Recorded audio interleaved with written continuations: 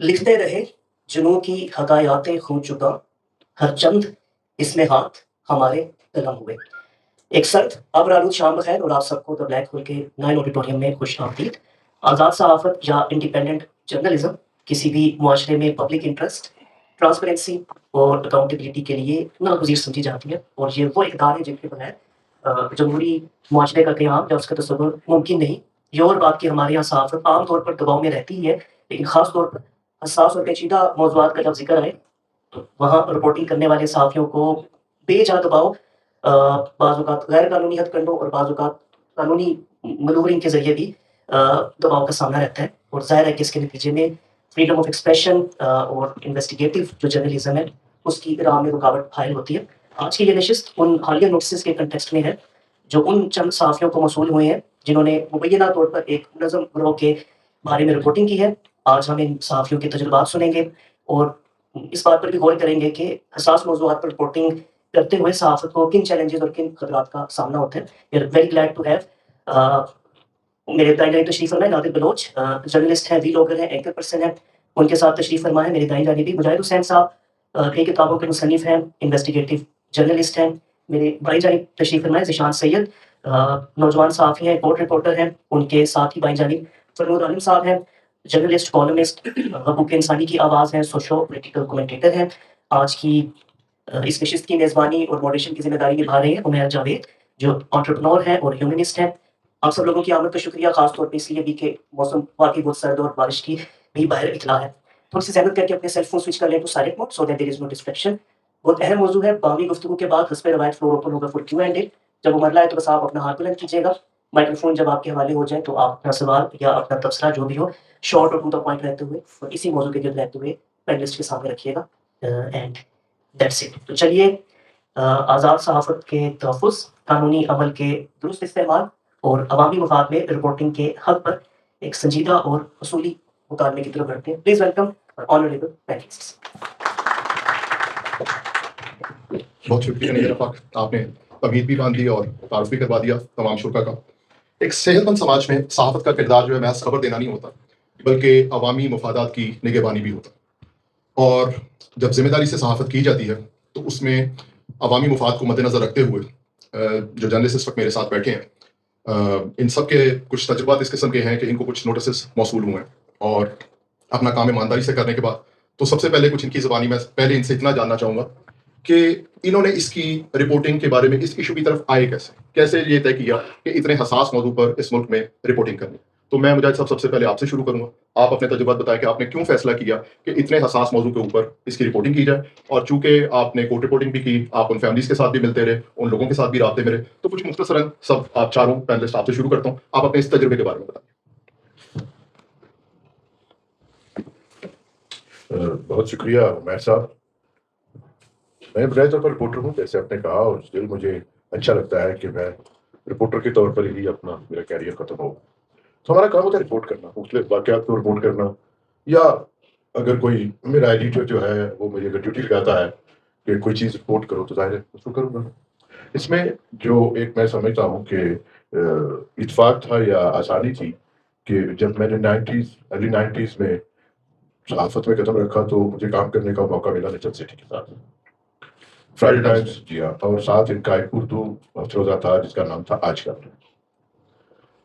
تو مجھے کہا گیا ایک دن انہوں نے جو ہے وہ سیٹھی صاحب نے کہا، عید تھی اگلے دن، تو کہا سمندری جاؤ اور وہاں پر ایک بلیک فیمی کیس ہوا ہے، اور ایک شخص جو ہے جس پہ الزام لگا ہے اس کو بہت مارا گیا ہے، اس کے گھر جلا دیا گیا ہے، اس کے باپ کی جانیں توڑ دی گئی ہیں، اور وہ کرسچن ہے، اور جس نے جو مدعی ہے وہ اس وقت کی سپاہی صحابہ کے چیئرمین مولانا ضیاء الرحمن فاروقی کا چھوٹا بھائی ہے، عطاء الرحمن صاحبان اس کا نام ہے۔ میں چلا گیا، ظاہر ہے مجھے پتا تھا کہ توہین کے جو کیسز ہیں یہ کیا نوعیت ہے اور کس طرح حساسیت ہے اس میں، لیکن میرے لیے یہ آسانی تھی کہ میں وہاں جب پہنچا ہوں، سمندری ایک چھوٹا سا فیصل آباد کے نام، فیصل آباد میں، تو وہاں کوئی ہوٹل نہیں تھا، کوئی کچھ نہیں تھا۔ مجھے یاد ہے میں وہاں 4 دن رہا، تو بالکل ایک چھوٹی سی نالا تھا، سیم نالا، اس کے کنارے پر ایک ٹیوب ویل بنا ہوا تھا، تو ٹیوب ویل کے ساتھ ایک کمرہ تھا، تو میں نے کسی سے کہا کہ وہاں میں رات کو جا کے سو جاتا تھا، دن کو میں لوگوں سے ملتا تھا، فتحیوں سے، بلدمان سے، بلوانیوں سے۔ ہوا یہ تھا کہ وہ جو میں پہلے بھی तज़किरा कर चुका हूँ इसका कि वो जो मुलज़म था उसका नाम था असलम मसीह। उसने भैंस फरोख्त की थी बतौर अमन शहबाज, जो स्पाई साहबा के चेयरमैन का भाई था छोटा। तो वो 10,000 रुपए की भैंस थी अलबत, तो 5,000 रुपए उसने दे दिया, 5 रह गया। तो जो ये चलता है हमारे समाज में, मोहल्लादारी में, या कई गुनहार होता है जी मैं फलां तारीख को दूंगा, तो मौलवी साहब ने कहा मैं जमेरात को पैसे दूंगा। वो आया, पैसे ना मिले। वो 3 जमेरातें लगातार आता रहा, नहीं पैसे मिले। चौथी बार उसने कहा मौलवी साहब ये अपना 5,000 रुपए लें, मुझे मेरी भैंस दे दें। तो इन्होंने कहा ला इलाहा इल्लल्लाह मुहम्मद रसूलुल्लाह, मैं अगली जमेरात को पैसे दूंगा। अब ये लोग कसम भी उठाते, हम भी इस समाज का हिस्सा, इसमें एक आम रिवाज भी है। वो चला गया। जब वो कलमे वाली जमेरात को आया तो पैसे फिर भी नहीं मिले।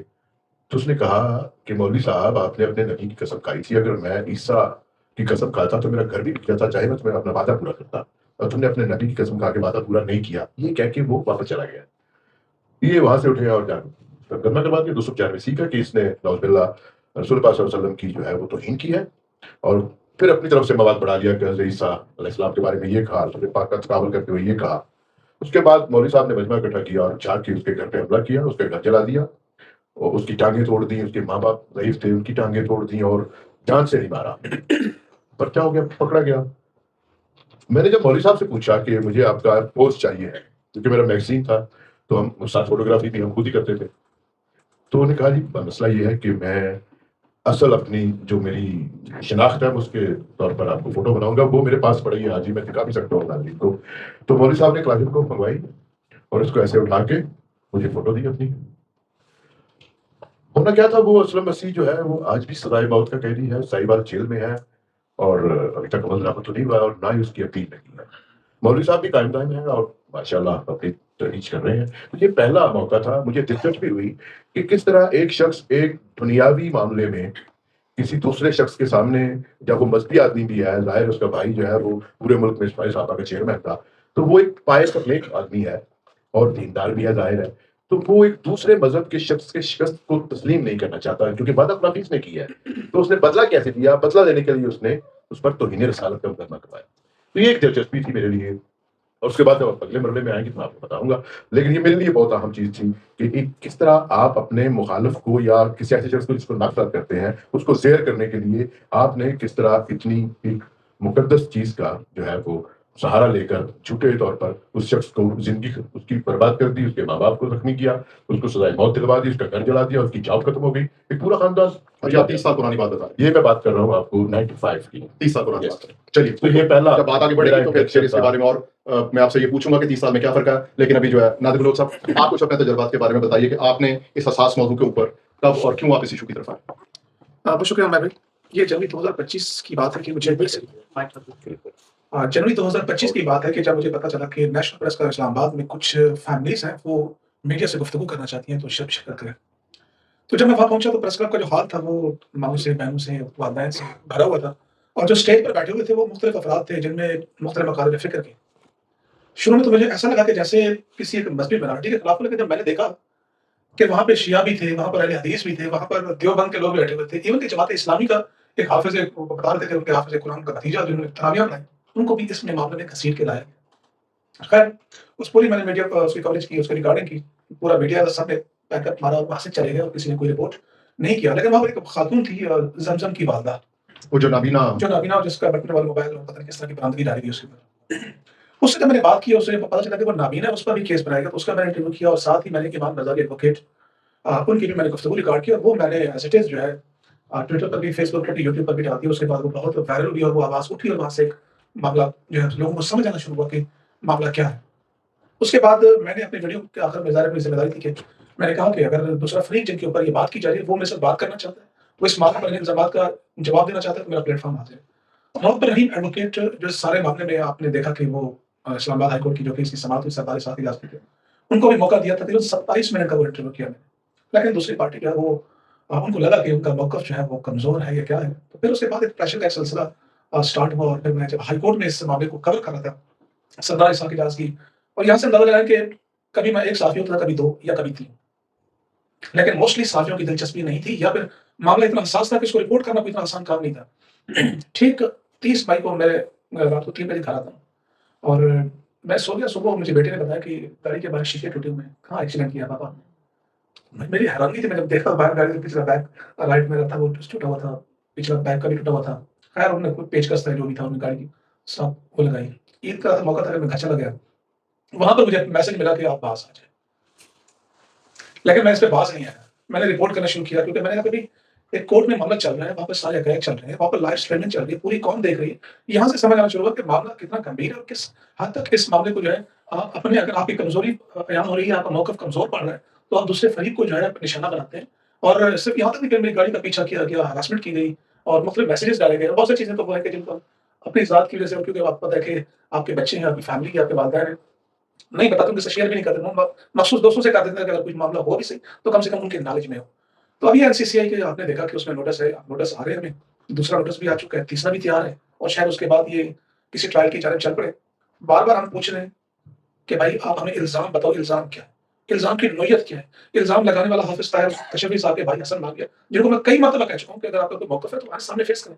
कैमरे पे आने के लिए तैयार नहीं। लेकिन वो एनसीसीआई में जाकर मेरे खिलाफ दरख़्वास्त गुज़ार बन गए और वहाँ से नोटिस भिजवा रहे हैं। और एनसीसीआई, मुझे अफ़सोस ये है कि एक रियासत का इदारा, इसी प्लेटफ़ॉर्म पर एक आपने कैडेट की एक वालदा का इंटरव्यू नशर किया और हमने रिपोर्ट किया। यानी कि हमारा काम तो वो है, हम तो माशरे की आँख है, समाज की आँख है, जो देखते हैं वो बयान करते हैं। अब वो हमें अफ़सोसनाक पहलू ये है कि एनसीसीआई किसी भी रिप्लाई का जवाब नहीं दे रही। हाँ, ये ज़रूर कहा जा रहा है, आपका एक ट्विटर हैंडल है, आपका एक यूट्यूब वो है, आप इनका रिकॉर्ड लेकर आ जाएँ। क्या रिकॉर्ड है? नोयत क्या है? और इन्होंने जो मेरे ऊपर इल्ज़ाम लगाया है या बाकी दोस्तों पे लगाया है, उस इल्ज़ाम की तफ़सील क्या है? मुझे दरख़्वास्त दी गई है, उसकी कॉपी कहाँ है? नहीं, वो नोटिस की जो नौयत है और जो उसके बारे में जो कानूनी उसकी राय है, उस पे हम थोड़ा-सा आगे बात करेंगे। पहले हम इस सवाल को कंक्लूड कर लें। मैं फरनूद आपकी तरफ आता हूँ।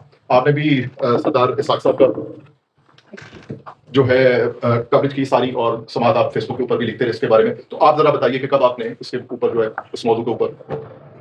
बहुत शुक्रिया। मैं जिसको आप कहते हैं ना कवरेज तो इन लोगों ने की, हाफिज़ साहब ने की, ज़ीशान ने की, बाकी जो सहाफ़ी थे वहाँ पे और केसेस के दौरान मौजूद थे वो लोग कर रहे थे। मैं इस वाले मामले की तरफ, हमारे एक दोस्त हैं, मैं उनका नाम भी ले लेता हूँ, अबू बकर। बहुत अच्छे आलिम फ़ाज़िल है, बहुत फ़लसफ़े के उस्ताद भी थे रावलपिंडी में एक कॉलेज में, और बहुत अच्छे लिटरेरी एक पर्सन थे और बड़े उनके चाहने वाले। मैंने अगर उनका नाम लिया तो उसको बहुत बड़ी तादाद में लोग थे, नौजवान उनको पढ़ते थे बहुत शौक से, और बहुत संजीदा शख्स, अपनी उम्र से भी ज़्यादा संजीदा था। तो उनको अरेस्ट किया गया, मेरा ख़्याल है तकरीबन कोई 2 साल हो गए होंगे इस वाक़े को, अगर मैं हाफ़िज़े के मसाइल हैं, लेकिन मेरा ख़्याल है 2 साल हो गए होंगे। उनको जब अरेस्ट किया गया तो उनके ऊपर इल्ज़ाम ये डाला गया कि यूट्यूब पे एक चैनल है एक्स मुस्लिम्स के नाम से, वो उसको ऑपरेट कर रहे हैं। लेकिन जब एफआईए उसको ले गई तो उनको पहले दिन ही पता चल गया कि वो चैनल अबू बकर का नहीं था, वो नहीं चला रहे थे।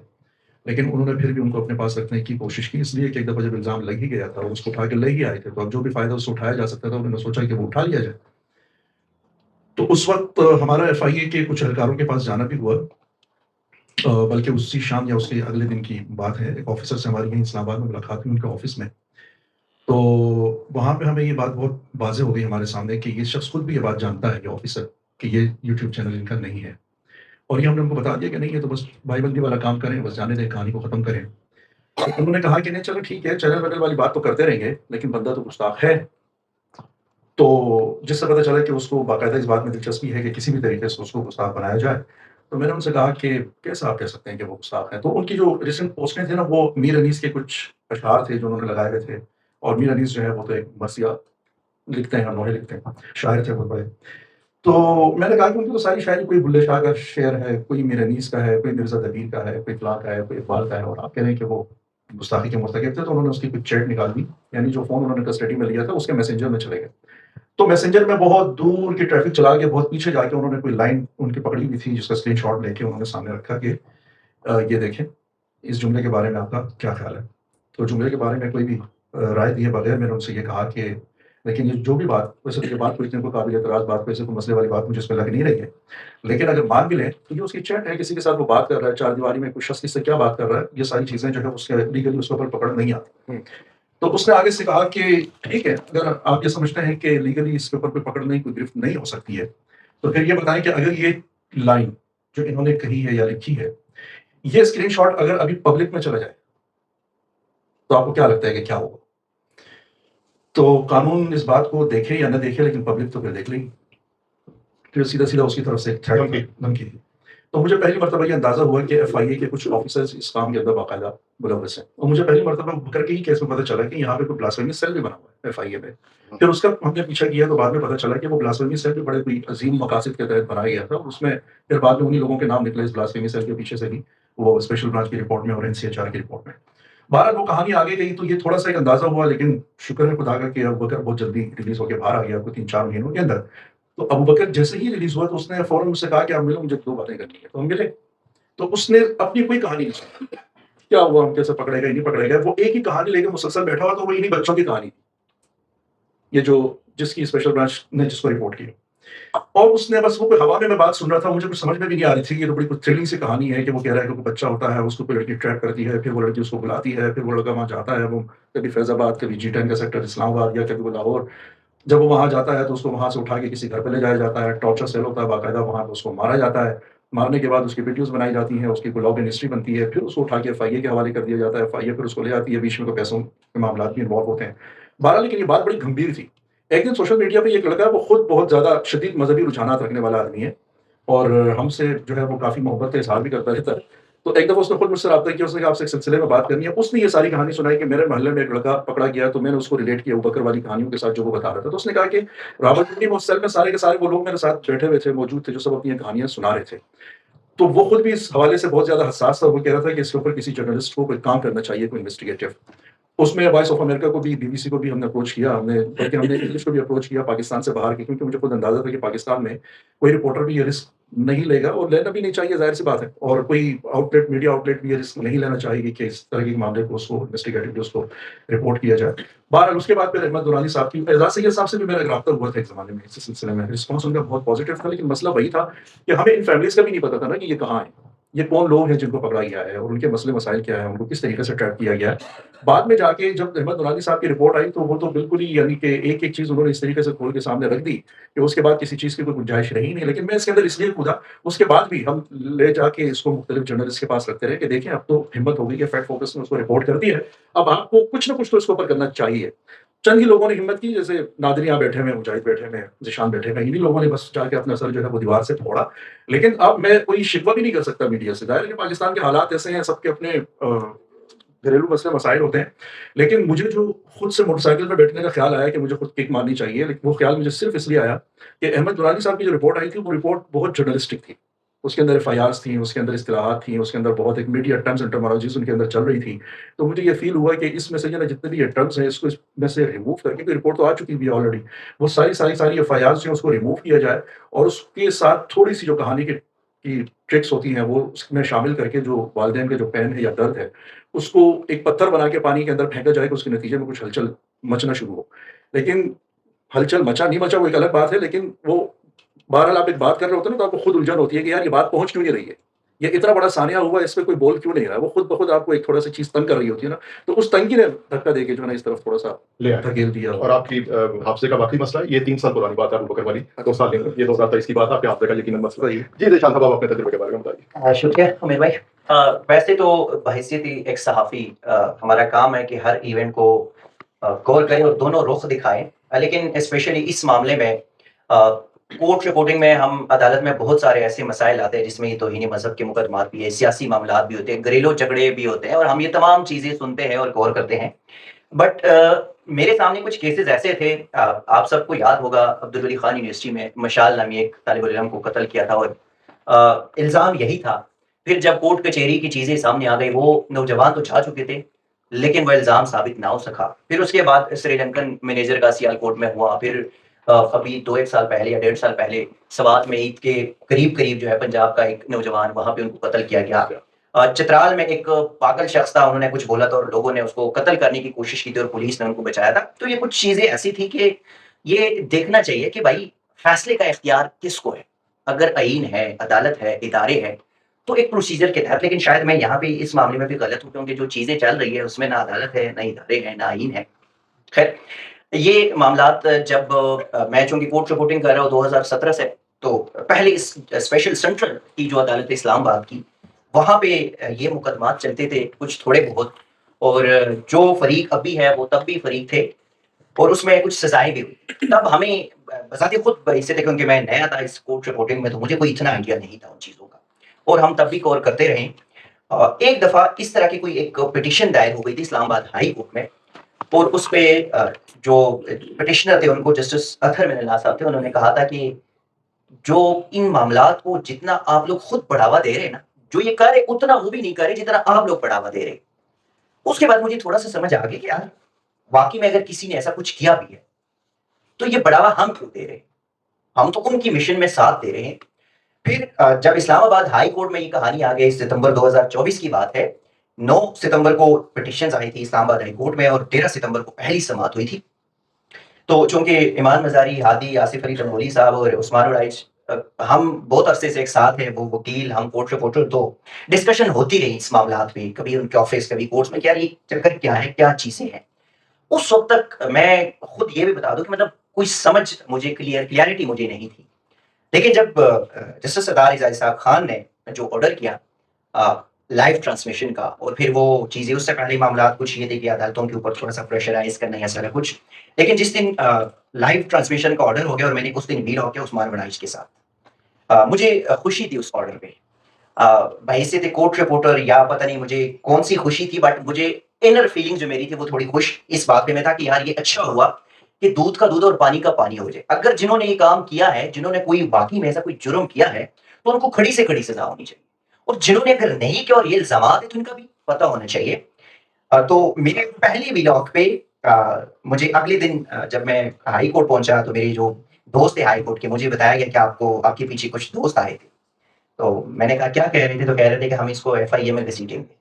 تو میں نے کہا سو بسم اللہ, میں کورٹ رپورٹنگ کر رہا ہوں, جو فیکچوئل چیزیں اس پہ میں نے. اس کے بعد پھر میں نے جو اس اسپیشلی جن کے اوپر الزام ہے, راؤ عبدالرحیم کو میں نے اپروچ کیا, میں نے کہا آپ کا ٹائم چاہیے دے دے. انہوں نے کہا نہیں میں اس پہ بات نہیں کرتا. حافظ احتشام صاحب کے ساتھ تقریباً 4-5 مرتبہ بات ہوئی, انہوں نے کہا ٹھیک ہے میں کرتا ہوں, لیکن وہ ابھی تک کوئی بات نہیں. حسن معاویہ جنہوں نے مجھے نوٹس کروایا, انہوں نے بھی جب میری ان سے بات ہوئی تو انہوں نے کہا میں جب میڈیا پہ بولوں گا تو میری آگے پیچھے DSNGs کھڑی رہیں گی. تو میں نے کہا ٹھیک ہے پھر آپ ادھر DSNGs کے ساتھ بات کریں.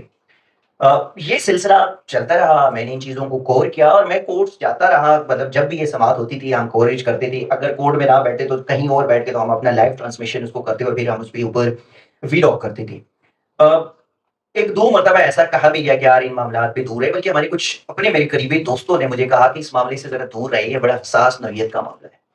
میں نے کہا یار حساس نوعیت, ایک تو ہم نے اسے حساس نوعیت کا معاملہ بنایا ہوا ہے, یہ کوئی حساس نوعیت کا معاملہ نہیں ہے, چونکہ یہ معاملہ کورٹ کچہری میں ہے, کیسز چل رہے ہیں, جو چیزیں ساری دنیا کے سامنے آ رہی, اس میں حساسیت کیا ہے. اور پھر جو کورٹ پروسیڈنگ میں جو کچھ ہمارے سامنے آ رہا تھا, پھر وہ جو فیملیز جو وہاں پہ آتی تھی اور ان سے بات کرتے تھے اور ان کی وہ باتیں سنتے تھے, تو ہم خود حیران پریشان ہوتے تھے کہ یہ ہو کیا ہے. پھر ایک دفعہ مجھے پتہ چلا کہ مجھے نوٹس آیا ہوا ہے, اور وہ بھی میرے گاؤں کے ایڈریس پہ. تو میں نے جب نوٹس آیا تو مجھے میری ایک اور خوشی ہو گئی کہ چلے کسی اور جنگ میں اب ہم شامل ہو گئے. چلیے نوٹس